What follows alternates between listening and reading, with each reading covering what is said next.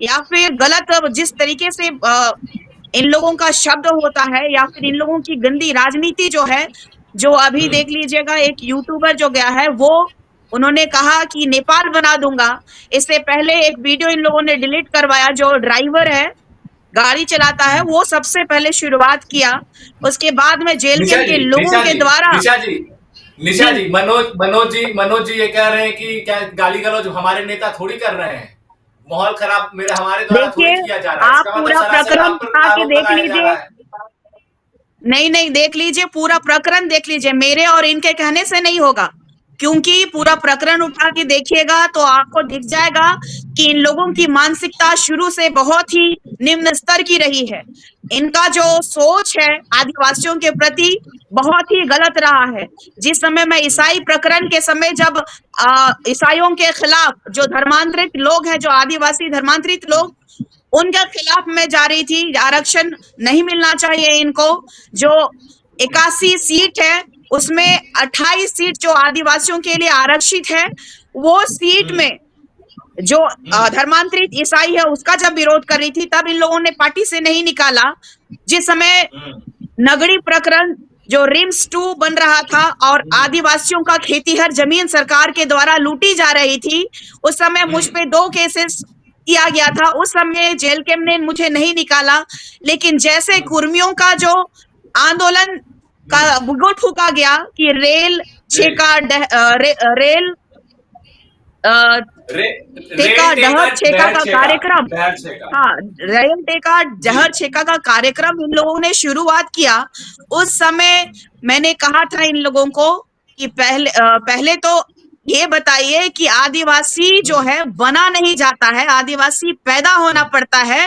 और ये लोग पहले रेल रोके, चाहे डहर छेके, चाहे दिल्ली के जंतर मंतर से कूद जाए। इसमें इन लोगों को जेल कैंप के जो केंद्रीय अध्यक्ष है उनको मिर्ची लगी कि ये अपने समाज के बारे सुन नहीं सके, और एन किन प्रकारन किसी भी तरह कुर्मी समुदाय आदिवासियत में शामिल होना चाहता है। इसका प्रमाण और एक मिलेगा आपको, 2005 में भी सुदेश महतो जी के द्वारा कोर्ट का दरवाजा खटखटाया गया कि एकल पद जो है, जो आदिवासियों के लिए आरक्षित सीट है, वो आरक्षित सीटें ना हो, और कोर्ट ने इस चीज को डिसमिस भी कर दिया। उसके बाद आदिवासी समुदाय के बुद्धिजीवियों ने 2010 में कोर्ट का दरवाजा खटखटाया और हमारी जीत हुई, और हमारा जो ठीक है, ठीक ठीक ठीक रहा। है, ठीक है, ठीक है। निशा जी, आऊंगा, मैं आऊंगा। जी मनीष, मनीष हमारे साथ जुड़े हुए हैं, हमारे सहयोगी। मनीष, मैं जानना चाहूंगा, ये जो 12 और 17 तारीख को जो ये रैली हो रहा है, इसके पीछे का उद्देश्य क्या है, और जिस तरीके से समाज में, या यूं कहें जिस तरीके से सोशल मीडिया में गाली गलौज का जो परिचलन अब चल रहा है इस आंदोलन के आड़ में आकर, वो कितना सही है? देखिए ओम, सबसे पहली बात है, देखिए इन लोग का कल कल एक है रैली है, दूसरी बार 17 तारीख को रैली है। अलग अलग संगठन है, लेकिन यही सवाल लगातार हम भी कई लोगों से पूछने की कोशिश कर रहे थे कि आखिर एकजुट होकर आप लोग रैली क्यों नहीं करते। उन्होंने कहा कि नहीं, कई संगठन है, कोई बात नहीं मानने को तैयार है, इसलिए कल 12 तारीख है, कल मोमबाती मैदान में रैली है, और दूसरा का 17 तारीख को प्रभात तारा मैदान में रैली है।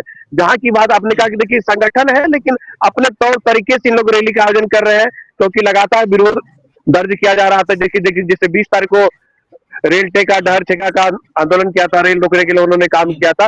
उसी तरह कहीं ना कहीं आदिवासी समाज भी एकजुट होकर संदेश देना चाहती है कि जो आप लोगों ने रेल टेका डहर छेका के माध्यम से आदिवासी में बनने को लेकर जो आप लोगों ने आंदोलन किया था, उसका हम लोग विरोध एकजुट होकर करना चाह रहे हैं, और उन्होंने करके भी दिखाया है। जो निशा भगत जी सामने है, और देखिए इन्होंने कम से कम अभी झारखंड के कई ऐसे जिले में जाके आदिवासी समाज को एकजुट कर रही है, उनके अपने आंदोलन को लीड कर रही है, सबको जगाने का काम करे कि अपने हक और अधिकार को आप कैसे बचाएं। इन तमाम चीजों को लेकर लगातार निशा जी काम कर रही है। और दूसरी तरफ कह सकते हैं कि जो कुर्मी है, चाहे महतो समाज है, उन लोगों भी कई जगह से बैठक कर रहे हैं। उन लोग हो सकता है कहीं ना कहीं फिर से एक आंदोलन का स्वरूप उन लोग भी देने का काम करेंगे।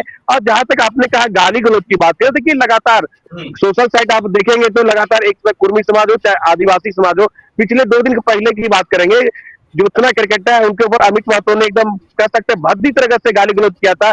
कल परसों उन्होंने पुलिस भी गिरफ्तार करके ले गए। इन तरह तमाम चीजों को लेके, चाहे आदिवासी समाज हो चाहे कुर्मी समाज हो, दोनों तरफ से कह सकते हैं कि जब एक तरफ से दिया जाता है तो इधर से दोनों के समर्थक, और इसमें जेल कैंप के भी कई समर्थक हैं जो कहीं ना कहीं इसमें शामिल है, जो कह सकते हैं कि दोनों समाज को एकजुट तो नहीं कर पा रहे हैं, लेकिन गाली गलौज सोशल साइट के माध्यम से जो लगातार कर रहे हैं, इन चीजों को कहीं ना कहीं रुकना चाहिए कि समाज में क्या जाएगा। चाहे आदिवासी समाज, आप आदिवासी समाज के अगवा को गाली दे रहे हैं, एक महतो समाज के अगवा को गाली दे रहे हैं, इनसे क्या होगा, क्योंकि आपके महापुरुष अपमानित हो रहे हैं। इन चीजों को समझने के, अगर जेल कैंप के जो कह सकते हैं सुप्रीमो है जयराम महतो, आगे आगे क्यों नहीं बोलते हैं, अपने समर्थकों से अपील क्यों नहीं करते हैं कि आदिवासी समाज को गाली ना दे, एक समाज, और चाहे ये कुर्मी महतो हो चाहे आदिवासी के कई बड़े लीडर, वो भी एक संदेश दे कि गाली गलौज से कुछ नहीं होगा, ठीक है, एक महापुरुषों का आप लोग अपमान करें, इन चीजों को कहीं ना कहीं बंद होनी चाहिए।